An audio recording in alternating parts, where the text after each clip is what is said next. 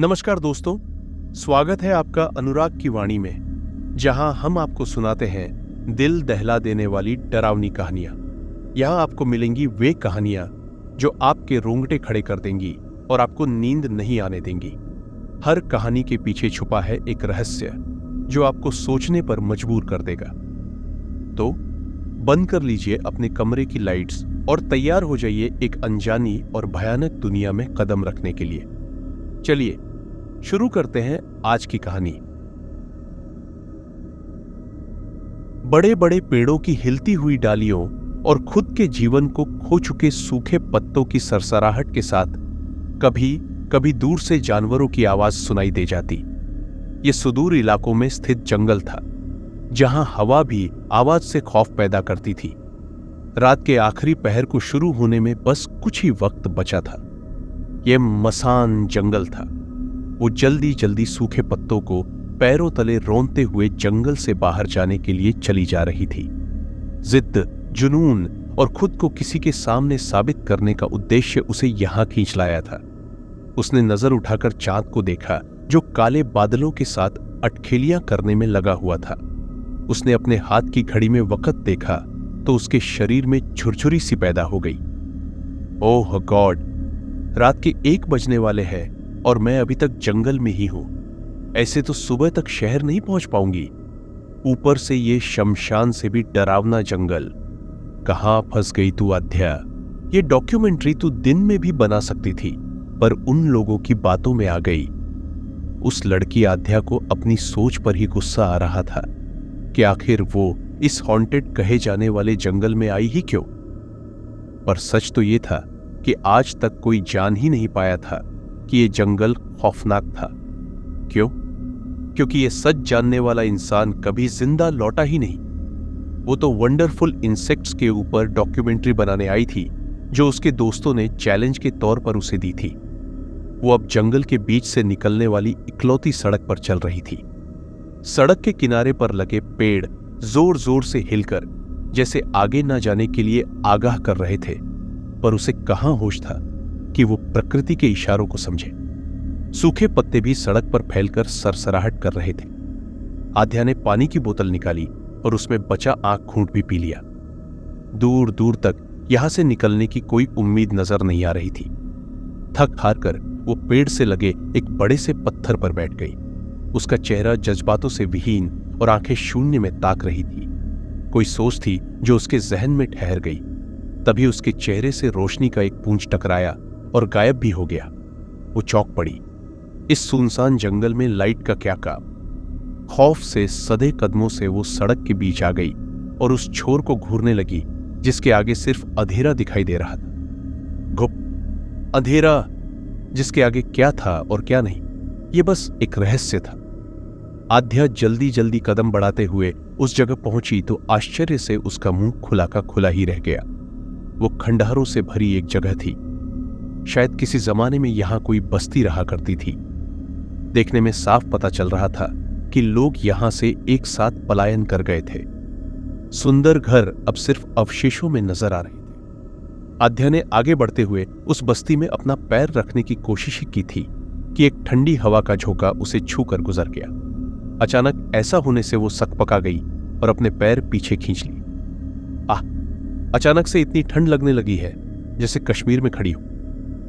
आतंक के साथ उसने फीकी हंसी के साथ गहरी सांस ली और फिर से उस उजड़ी बस्ती को देखने लगी। अंधेरी रात में खंडहर बन चुके घरों से टकराती हवा की आवाज के अलावा वहां कोई आवाज नहीं थी। आध्या ने बमुश्किल इस बस्ती में प्रवेश किया। पत्तों को रोनते हुए वो आगे चली जा रही थी। उसने अपना कैमरा हाथ में पकड़ा हुआ था और वो बीच बीच में इस जगह की तस्वीरें भी ले रही थी। आखिर इससे अच्छा मौका कब मिलता उसे इस जगह का राज उजागर करने के लिए। दुर्गम इलाका होने के कारण किसी ने सोचा भी नहीं था कि यहां उजाड़ में ऐसे खंडहर भी मिल सकते हैं। और सच तो यह था कि किसी ने यह सब जानने की कोशिश भी नहीं की थी। वो थोड़ी दूर ही पहुंची थी कि सामने का नजारा देख एक बार फिर से ठिठक गई। सामने एक बड़ी सी हवेली थी जो बाकी के घरों को देखते हुए काफी ढंग की हालत में थी। और सबसे ज्यादा हैरानी तो इस बात की थी कि उस हवेली में से रोशनी आ रही थी। आध्या को पता नहीं क्यों कुछ अच्छा महसूस नहीं हुआ। फिर उसके मन में ख्याल आया कि शायद कोई यहां रहता हो। वो जल्दी से उस हवेली की तरफ बढ़ी और फिर से एक ठंडी हवा का झोंका उसे छू कर गुजर गया, जैसे किसी बात के लिए उसे आगाह कर रहा हो। पर उसने लोहे के जंग लगे गेट को अंदर धक्का दिया तो वो गेट चरमराता हुआ चरर की आवाज से खुल गया। आध्या बेचैनी से रुक गई। उफ, अजीब जगह है ये तो, लौट जाऊं क्या? नहीं, वरना फिर से कुछ लोगों के ताने सुनने को मिल जाएंगे कि मैं कुछ कर नहीं सकती। आध्या के मन में कुछ बातें बुरी तरीके से खटक रही थी। खुद को साबित तो अब करना ही था। वो अब हवेली के अंदर खड़ी थी। सच में वो हवेली रोशनी से भरी हुई थी। ये देखकर आध्या को झटका सा लगा कि आखिर इस उजाड़ वन में इतनी रोशनी कहां से आई और बाहर से खंडहर लगने वाली ये हवेली अंदर से इतनी सुंदर कैसे लग रही। पर असली सदमा तो अब लगने वाले था। हवेली के एक छोर से चिल्लाने की आवाज आई तो उसका ध्यान स्वतः ही उस तरफ चला गया और थोड़ी देर बाद ये आवाजें इतनी बढ़ गई कि सुनना मुश्किल हो गया। एक पल को तो उसे लगा कि कुछ अनहोनी होने वाली है। फिर उसके दिल में डर ने अपना बसेरा जमा लिया।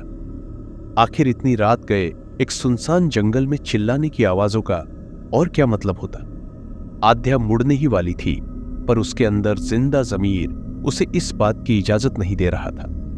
वो जल्दी से सीढ़ियों की तरफ बढ़ी, पर उससे पहले ही एक खौफनाक नजारा उसके सामने था। एक लड़की और दो लड़के किसी दूसरी लड़की को बेदर्दी से घसीट रहे थे और वो लड़की बेचारी मदद के लिए चिल्ला रही थी।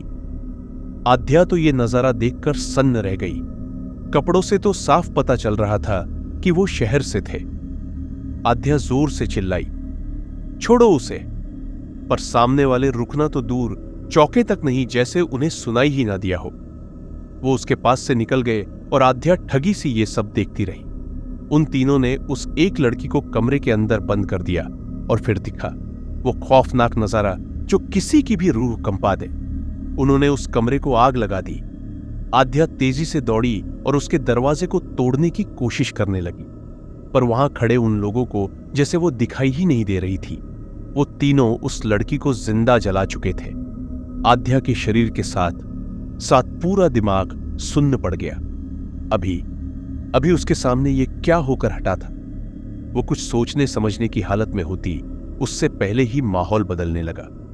वो रोशनी, वो सुंदर हवेली सब गायब थे। था तो सिर्फ जर्जर अवस्था में खड़ा खंडहर जो वीराने में साएं साएं करती हवा के बीच खामोश खड़ा था। आध्या ने अपने सूखते हुए गले को तर किया और पत्थरई आंखों से इधर उधर देखने लगी। उसकी हथेली अब भी उस दरवाजे पर थी, पर वो सुंदर दरवाजा अब टूटी फूटी हालत में था और उसका हाथ भी मकड़ी के जालों से भर चुका था। उसने अपना हाथ कोफ्त से जोर से झटका तो ये सब एक विजन था जो किसी ने उसे एक घटना के तौर पर दिखाया था। पर किसने? वो पलटी और उसने देखा कि खिड़कियां टूटे हुए कांच के साथ लटकी हुई है और पूरी हवेली कालिक से पुती हुई थी। साफ था कि बुरी तरीके से जली हुई थी। आध्या को अब बेतहाशा डर लग रहा था। वो कुछ ही देर खड़ी रही कि उसे लगा जैसे कोई खड़ा है ठीक उसके पीछे। उसने डरते डरते खुद को पीछे घुमाया, पर वहां कोई नहीं था, उसकी सांसों की आवाज के अलावा।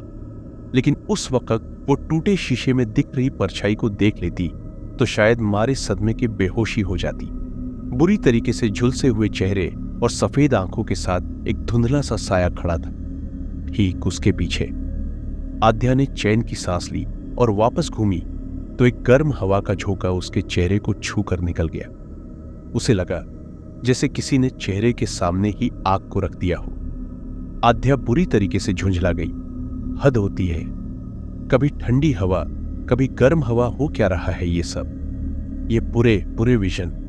लगता है मेरे दिमाग पर असर पड़ रहा है। जल्दी से निकलती हूं यहां से, ये जगह सही नहीं लग रही। इतना कहकर वो जर्जर दरवाजे की तरफ बढ़ी ही थी कि वो दरवाजा भड़ाक की आवाज से बंद हो गया। ये सब इतनी तेजी से हुआ कि आध्या जल्दी से पीछे हुई और फर्श पर ही गिर गई और फिर माहौल में एक तीखी हंसी गूंजने लगी। खौफ के मारे आध्या ने जमीन पर पड़े पत्तों को अपनी मुट्ठी में समेट लिया। डर की एक सर्द लहर उसके शरीर में दौड़ गई। अब उसे यकीन था कि वो गलत जगह पर आ चुकी है और यहां से बचकर निकल भी पाएगी या नहीं कुछ पता नहीं था। और फिर से एक बार सब कुछ शांत हो गया। इन सब के बीच उसके कैमरा हाथ से छूटकर छिटक कर उससे दूर जा गिरा और तभी उसके कान के पास अजीब सी सुगबुगाहटें होने लगी, जैसे कई लोग आपस में बात कर रही हैं। धीरे धीरे आवाजें बढ़ रही थी और आद्या को अब यह सब सहन नहीं हो रहा था। उसने अपने कानों पर हाथ दिए और जोर से चिल्ला पड़ी और अचानक से सब कुछ शांत हो गया, जैसे सुई भी गिरे तो आवाज हो। आद्या ने धीरे धीरे आंखें खोली और डरी सहमी सी नजरों से चारों तरफ देखने लगी। अभी भी हवा सिर्फ खिड़कियों से टकराकर आवाज पैदा कर रही थी, जैसे उसे यहां हो रहे खौफनाक मंजर से कोई मतलब था ही नहीं। पर अब माहौल में एक अजीब सी गंध थी, कुछ जलने की गंध। हाँ, इंसानी मांस जलने की गंध। ये सोचते ही आद्या बुरी तरीके से पैनिक कर गई और पीछे की तरफ खिसकने लगी। यहां कुछ भी साधारण नहीं था, कुछ भी नहीं। और फिर से एक लड़की के चिल्लाने की आवाजें आने लगी, जैसे वो जिंदा जल रही हो, और उसी की तो गंध माहौल में फैली हुई थी। और एक बार फिर धीरे धीरे शांत पड़ने लगा। आद्या इस मेंटल टॉर्चर से पूरी तरीके से थक चुकी थी। उसे लगा जैसे ये सब आखिरी बार हो रहा, पर असली मंजर तो अभी बाकी था। आद्या ने उठने की कोशिश की, पर पैर में मोच आने की वजह से वापस जमीन पर गिर गई। अपनी स्थिति पर उसे बेचारगी महसूस हो रही थी और तभी उसे एहसास हुआ कि कोई है जो लगातार उस पर नजर रख रहा है। वो जल्दी से पलटी, पर सन्नाटे के अलावा वहां कोई नहीं था। ना चाहते हुए भी उसके मुंह से निकल गया, कौन है? और बदले धीमी सी आवाज उसके कानों से टकरा गई, तेरी मौत। वो लड़खड़ाते हुए रुक गई। दिल जोर जोर से धड़क रहा था, जैसे अभी बाहर आ गिरेगा। पसीने की बूंदें चेहरे को भिगो रही थी। उसने डर से सूखे गले को तर किया और फिर धीरे धीरे नजर को ऊपर उठाया और वो नजारा देख के आद्या की चीख निकल गई। वो वहीं छत पर लटकी हुई थी और आद्या को देखकर उसने कटाक्ष भरी मुस्कान दी और झटके से अपने सर को आद्या की तरफ मोड़ दिया। ये नजारा देख आद्या बेहोश होते होते बची। छत के सहारे उल्टी लटकी हुई और उसका सर आद्या की तरफ था। उसकी खौफनाक आंखें आद्या को खुद पर चुभती हुई सी महसूस हो रही थी। उस आत्मा का पूरा शरीर झुलसा हुआ था, जैसे अभी आग से निकली हो। उसकी पूरी सफेद आंखें खौफ की सौदागर थी।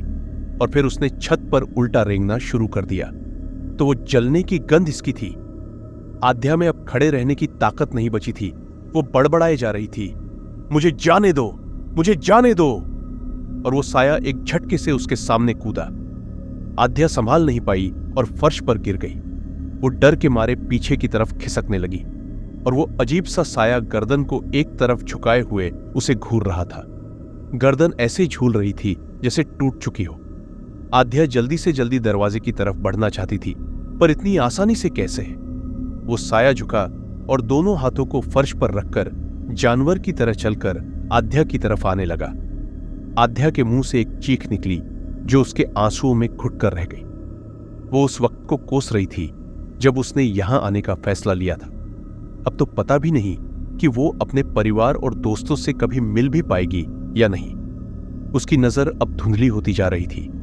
एक भयानक सा साया उसकी तरफ जानवर की तरह चलता हुआ बढ़ रहा था और वो अपनी तरफ आती इस मौत को खुली आंखों से देख रही थी। उसे एक हल्का सफेद सा साया कुछ पल दिखा, शायद कोई भ्रम था।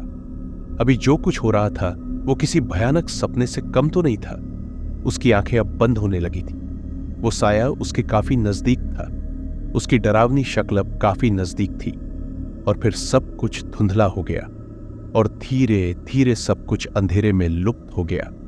वो शायद गहरी नींद में जा रही थी। तो उस जंगल में क्या करने गई थी, और तो और उन खंडहरों में क्या कर रही थी? उसकी दोस्त निकी ने उसे लताड़ा था। वो सर झुकाए बैठी थी। कल रात से वो काफी शांत लग रही थी। उसके दोस्त निकी और अमन ये बात काफी देर से नोटिस कर रहे थे। निकी उसके पास बैठी, पता ना आद्या, ऐसा भी क्या हो गया जो सुबह से बस चुप बैठी हुई है? आद्या ने उसके चेहरे को घूरा और फिर दूसरी तरफ देखते हुए बोली। तक चुप रही, फिर गहरी सांस लेकर बोलना शुरू किया। उस जंगल में लोग क्यों नहीं जाते? क्या कहानी है इसके पीछे? उसके ऐसा पूछने पर निकी कुछ देर मसान जंगल अपने आप एक खास जंगल था। पशु पक्षियों की काफी प्रजातियां वहां निवास करती थी और एक खूबसूरत बस्ती का भी वहां बसेरा था। धीरे धीरे संसाधनों की कमी की वजह से लोग वहां से पलायन करने लगे। वहां की सबसे बड़ी हवेली के जमींदार की 2 बेटियां थीं, वामिका और निर्जला। वामिका बचपन से ही महत्वाकांक्षी थी, लेकिन वो उन्हें पूरा करने के लिए कोई भी हद पार कर जाती थी। वहीं निर्जला उतनी ही शांत और सौम्य थी और इसी वजह हर काम में उसे सफलता भी मिलती। बढ़ती उम्र के साथ वामिका और भी ज्यादा उद्दंड होने लगी और अपनी बहन की इतनी पहचान देखकर अंदर ही अंदर जलने लगी। अब उसके मन में निर्जला के लिए सिर्फ और सिर्फ द्वेष था। कहते हैं कि एक बार उसके 2 दोस्त शहर से उस कस्बे में आए थे।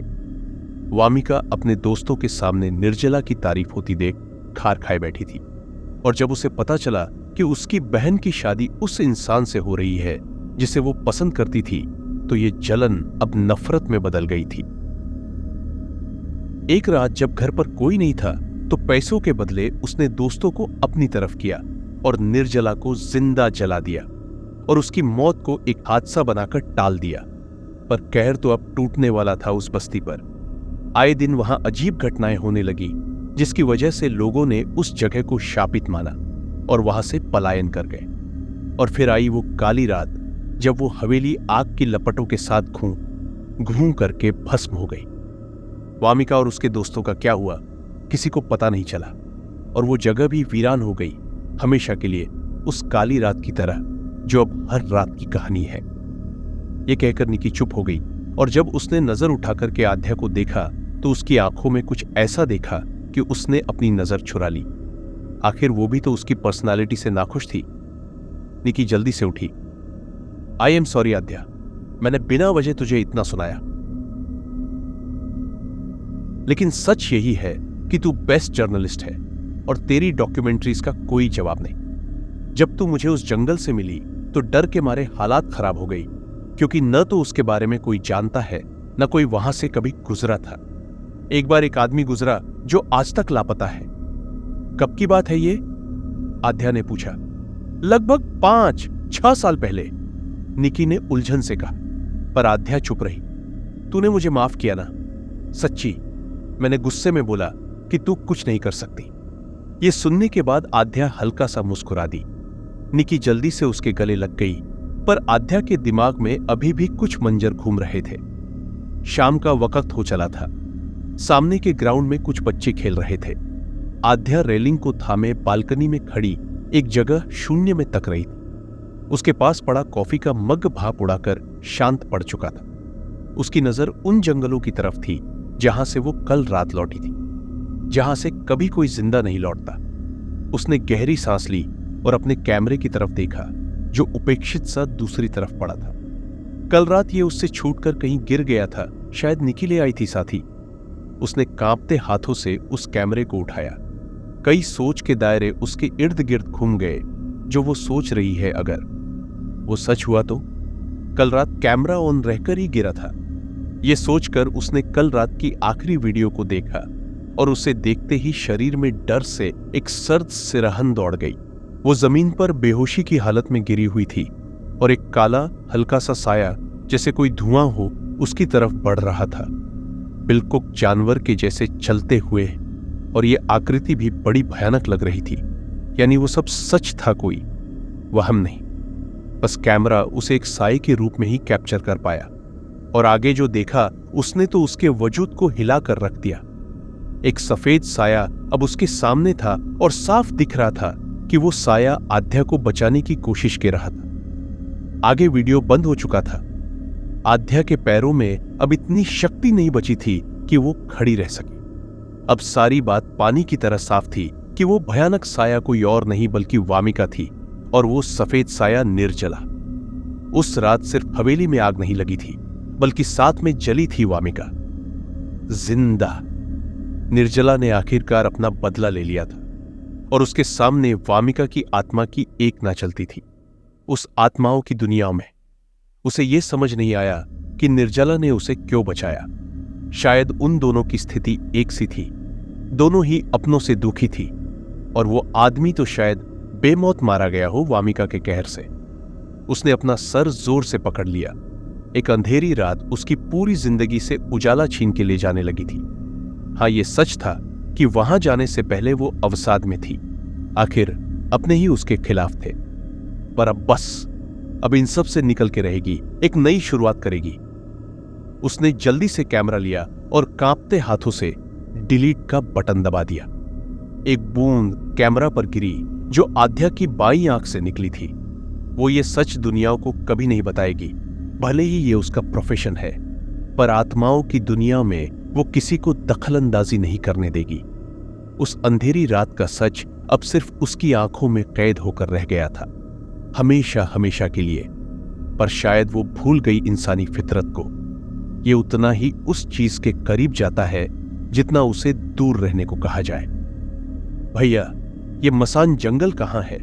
सुना है बड़ा रहस्यमयी है। एक लड़के ने चाय की टपरी पर उस आदमी से पूछा। ये जोशीले युवाओं का एक ग्रुप था जो शायद कोई एडवेंचर करना चाहता था। उस आदमी ने बात टाल दी तो वो लोग भी मुंह बिचकाते हुए खुद ढूंढ लेंगे कि गरज पर जंगलों की तरफ निकल गए। उस आदमी ने आसमान की तरफ देखा, जहां चांद बादलों के पीछे पूर्ण रूप से छिप चुका था। उसने एक गहरी सांस ली और आगे बढ़ गया। एक बार फिर यह अंधेरी रात इंसान की औलाद को सबक सिखाने वाली थी कि दूसरे के क्षेत्र में घुसपैठ नहीं किया करते। वो शक्तियां कैमरों में कैद होने के लिए नहीं है, वो तो कैद होती है सिर्फ आंखों में। तो यहां खत्म होती है आज की पहली कहानी। चलिए सुनते हैं आज की दूसरी कहानी। अमेरिका के लॉस एंजलिस की एक रात बारिश का कहर ढा रही थी। बाहर बहुत बारिश हो रही थी, इतनी मूसलाधार की हाथ को हाथ ना सूझे। नीना इसी तेज बारिश में अपने ऑफिस से घर को चली थी।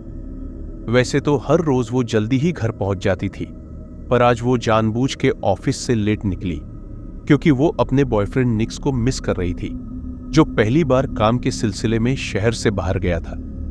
उसने एक शॉर्टकट पकड़ा, पर अजीब बात थी कि रास्ता बिल्कुल सुनसान था। खैर, इस बारिश में और उम्मीद भी क्या की जा सकती है। वो तेज तेज कदमों से अपने अपार्टमेंट की तरफ बढ़ने लगी। तभी उसे अपने से बहुत दूर एक साया दिखाई दिया और उसे ये सोचकर चैन पड़ा कि इस माहौल में वो अकेली नहीं है। पर धीरे धीरे उसने महसूस किया कि वो साया इतना दूर खड़ा होकर भी कब से उसे ही घूर रहा था। इतनी रात गई यूं किसी का घूरना, ये सोचकर नीना के शरीर में सिराहन दौड़ गई। उसने अपनी गति और तेज कर दी और जब नजर उठाकर देखा तो अब वहां कोई नहीं था, पर वो अपने अपार्टमेंट के सामने थी। उसने जल्दी से दरवाजा खोला और अंदर घुस गई, पर आज ये खाली घर उसे खल रहा था। निक्स से वो रिलेशन में आने के बाद पहली बार उससे दूर रही थी। ये उन दोनों का प्यार सा आसियाना था। उसने मुस्कुराते हुए बेडरूम की तरफ देखा, जहां बेड के एक तरफ उन दोनों की तस्वीर थी जिसमें निक्स उसके सर को चूम रहा था। नीना फ्रेश होने के लिए बाथरूम में चली गई और उन दोनों की तस्वीर पर एक और साया पड़ा। नीना जब सर पहुंचते हुए बाहर आई, तभी उसके सामने वो तस्वीर जोर से गिर गई और उस पर दरारें आ गई। उसने जल्दी से तस्वीर को उठाया और कोई हादसा समझकर उसे वापस टेबल पर रख दिया। वो आईने के सामने आई और बाथरूम की डीप नैक से झांकते कुछ जख्मों को घूरने लगी जो उसके सीने के ऊपर थे। साफ लग रहा था जैसे किसी ने जोर से खरोंचा हो। नीना का ध्यान तभी अपने पीछे गया और दो लाल आंखें उसे घूरती हुई दिखी। उन आंखों से जैसे लावा टपक रहा था। नीना ने जल्दी से पीछे की तरफ देखा, पर वहां साए साए करती हवा के अलावा कुछ नहीं था, बस हवा से पर्दे उड़ते। नीना ने डाइनिंग टेबल पर प्लेट में चम्मच घुमाते हुए नाश्ता किया और निक्स के कॉल का वेट करने लगी। पर जब काफी देर कॉल नहीं आया तो वो उठकर बेड पर चली आई। वो उसे फोन भी नहीं कर सकती थी क्योंकि वो किसी मीटिंग में भी हो सकता था। आधी रात गए उसका फोन बजा और आदतन नीना बड़बड़ाई, निक्स पिकअप द फोन प्लीज। पर निक्स तो वहां था ही नहीं। जब काफी देर कोई रिस्पांस नहीं मिला तो वो उठी और निक्स की साइड से फोन उठाने लगी, पर उस तरफ कोई लेटा हुआ था। नीना नींद में भूल चुकी थी कि आज निक्स उसके पास नहीं है। फिर उसके पास कौन लेटा है? नीना ने कॉल रिसीव किया। यह निक्स था, जिसने प्यारी सी मुस्कान के साथ नीना को हेलो कहा, पर नीना ने कोई जवाब नहीं दिया। उसकी सांसें तो अटकी पड़ी थी। वो तो इस ख्याल से ही सिहर उठी कि कोई उसकी बगल में सो रहा है, वो भी तब जब वो अकेली है। उसकी हिम्मत ही नहीं हुई कि वो मुड़कर एक बार देख ले कि कौन सो रहा है। निक्स, बोला ना नीना, क्या हुआ? तुम्हारी तबीयत तो ठीक है ना?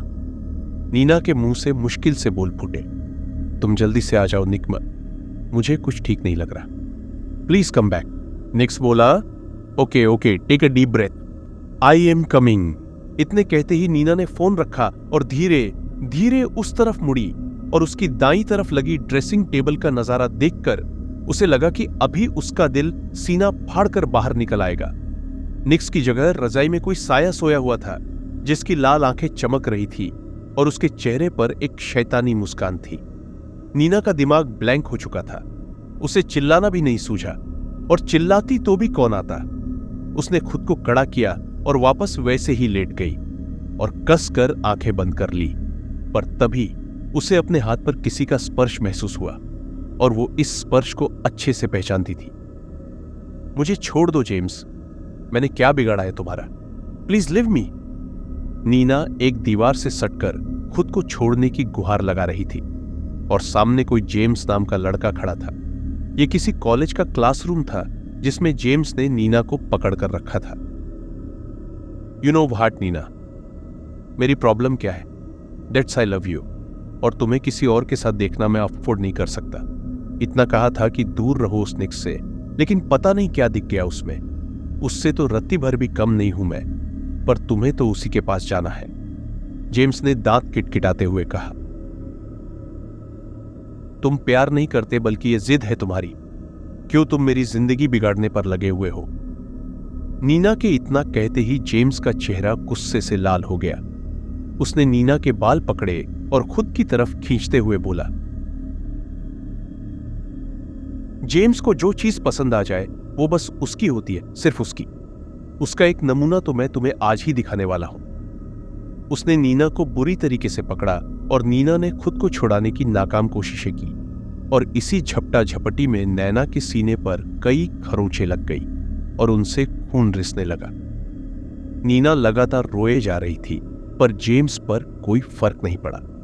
वो उसके चेहरे को पकड़कर जबरदस्ती चूमता, उससे पहले उसके मुंह पर जोरदार घूंसा पड़ा और वो लड़खड़ा गया। सामने निक्स था। उसने अपना जैकेट नीना को दिया और शर्ट की बाजुओं को चढ़ाया, और फिर दोनों की वहां जो गुत्थम गुथा हुई वो सबूत थी उनकी दुश्मनी की। निक्स एम गुस्सा जेम्स पर भर भर के निकला था। उसकी आंखों के सामने अभी भी नीना का रोता हुआ चेहरा आ रहा था। जेम्स अब फर्श पर अपनी टूटी हड्डियों के सहारे पड़ा था और नीना निक्स के सीने से जागी, जो उसे सबसे महफूज जगह लगती थी। पर जेम्स हार मानने वालों में से नहीं था। वो एक हैलोवीन की रात थी। सारा शहर इस रात को मना रहा था और एक पार्टी इस शहर के बीच चल रही थी। सब डरावने कॉस्ट्यूम पहनकर चल रहे थे। नीना शांति से रेड वाइन का गिलास लिए बैठी थी। उस हादसे के बाद वो बिल्कुल चुप रहने लगी थी। तभी उसने देखा कि निक्स के चेहरे पर खुशी थी इस पार्टी को देखकर, और वो भी मुस्कुरा दी। वो बाथरूम के लिए उठी और जैसे ही बाथरूम में घुसी, उसने देखा कि जेम्स एक लड़की से वही हरकतें कर रहा था जो उसने उसके साथ की थी। अचानक उसे ऐसा करते देख नीना का चेहरा गुस्से से भर गया और उसने जेम्स को उस लड़की को अलग कर जोरदार चांटा उसके गाल पर रख दिया।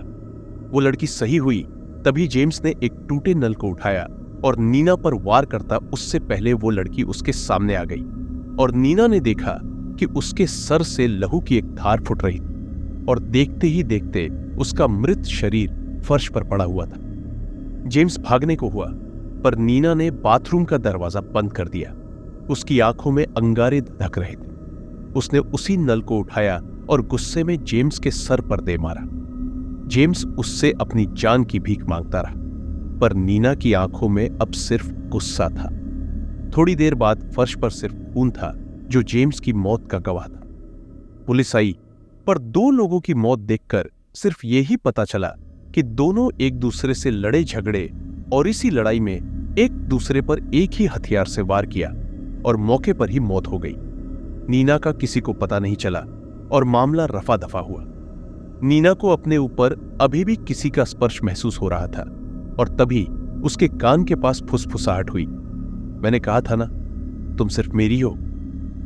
नीना जल्दी से बिस्तर से उठी और डर कर कमरे से बाहर की तरफ भागी और रूम को लॉक कर डीएम उसने सबसे पहले घर से भागने का निश्चय किया। वो जल्दी से दौड़ी, पर उससे पहले घर का दरवाजा धड़ाम की आवाज से बंद हो गया और गेट से लगी नीना को मिरर में एक काला साया दिखाई दिया जिसके सर से खून टपक रहा था। आंखें पूरी लाल थी और गर्दन थोड़ी मुड़ी हुई, उसकी जीभ लपलपा रही थी। इतना खौफनाक मंजर देखकर नीना के शरीर में एक सर्द लहर दौड़ गई। वो कुछ सोच पाती उससे पहले ही उसे लगा कि उसे किसी ने जकड़ लिया है और उसके शरीर के साथ खेलने लगा है। तभी बाहर घंटी बजी, पर नीना हिल भी नहीं पा रही थी। बाहर निक्स किसी अनहोनी की आशंका से डरा हुआ खड़ा था। जब काफी देर कोई जवाब नहीं आया तो उसने बैग को फेंका और खिड़की से अंदर झांका और अंदर का नजारा देख उसके होश फाख्ता हो गए। नीना हवा में झूल रही थी और ऐसा लग रहा था जैसे कोई मंत्र बुदबुदा रहा था। निक्स खिड़की के ग्लास को जोर जोर से पिटता रहा, पर किसी ने उसकी एक ना सुनी। निक्स को अपनी मजबूरी पर गुस्सा और रोना दोनों आ रहा था। वो एक बार फिर से अपनी नीना को एक शैतानी रूह से नहीं बचा पा रहा। नीना अब निष्प्राण सी लेटी हुई थी। उसकी आंखों की कोर से एक आंसू टपक गया और तभी जोर से खिड़की का कांच टूट गया और सारी क्रियाएं रुक गई। ऐसा लगा जैसे किसी ने उस कालसाए को खींचा और कमरे के अंदर घुस गया और एक पल के लिए एकदम शांति हो गई। और तभी भयानक चीखें सुनाई देने लगी। निक्स टूटी खिड़की से अंदर आ चुका था और नीना को सीने से लगाकर चुप करा रहा था। चीखें इतनी तेज और भयानक थी कि दोनों की रूह तक कांप गई और फिर अचानक से कमरे का दरवाजा खुला।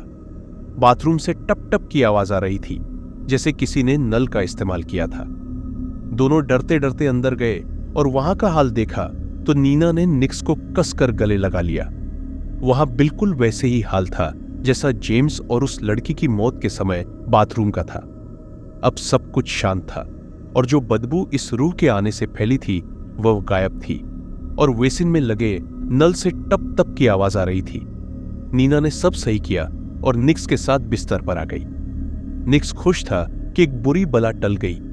नीना ने जब खिड़की की तरफ देखा तो सफेद धुएं के जैसी एक आकृति मुस्कुरा रही थी और फिर धीरे धीरे गायब हो गई। उस लड़की ने अपनी मौत का बदला ले लिया था। आत्माओं की दुनियाओं में निक्स को कसकर पकड़ा और उसके होंठों पर एक प्यारी सी मुस्कान आ गई। आखिर वो सबसे महफूज जगह थी। तो दोस्तों, यह थी आज की भयानक कहानी। उम्मीद है आपने इसे पूरा सुना और यह आपको पसंद आई होगी। अगर आपको हमारी कहानियां पसंद आती हैं तो कृपया हमारे चैनल अनुराग की वाणी को सब्सक्राइब करें, वीडियो को लाइक करें और अपने दोस्तों के साथ शेयर करें। कमेंट्स में हमें जरूर बताएं कि आपको यह कहानी कैसी लगी और आगे आप किस प्रकार की कहानियां सुनना चाहते हैं। हम फिर मिलेंगे एक नई और डरावनी कहानी के साथ। तब तक के लिए ध्यान रखें और सुरक्षित रहें।